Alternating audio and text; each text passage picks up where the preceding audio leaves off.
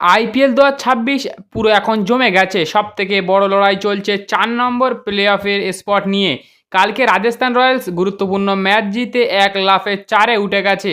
আর এই জয়ের পরেই চাপে পড়েছে Punjab kings, Chennai super kings আর কলকাতা নাইট রাইডার্স। এখন অবস্থা এমন যে একটা ম্যাচ জিতলে দল উপরে উঠে যাচ্ছে, আবার একটা হার মানেই প্লে-অফের রাস্তা কঠিন হয়ে যাচ্ছে।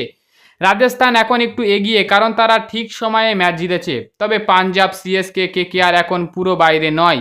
পাঞ্জাব যদি কামব্যাক করে তাহলে আবার দৌড়ে ফিরতে পারবে। সিএসকে কে এখনও হালকাভাবে নেওয়া যায় না, কারণ তারাও শেষ মুহূর্তে ম্যাচ ঘুরে দিতে ওস্তাদ। আর কেকেআরের হাতে এখনও সুযোগ আছে, কিন্তু এখন আর ভুল জায়গায় নেই। তাই এখন সবথেকে বড় প্রশ্ন, শেষ পর্যন্ত 4 নম্বর টিম হিসাবে কে যাবে? রাজস্থান, পাঞ্জাব, সিএসকে নাকি কেকেআর? আপনার মতে শেষ পর্যন্ত লড়াইয়ে কে জিতবে? তোমার কোন দল ফেভারিট? কমেন্টে জানাও। আমার আরসিবি। দেখা হচ্ছে অন্য কোনো ভিডিও নিয়ে। বাই।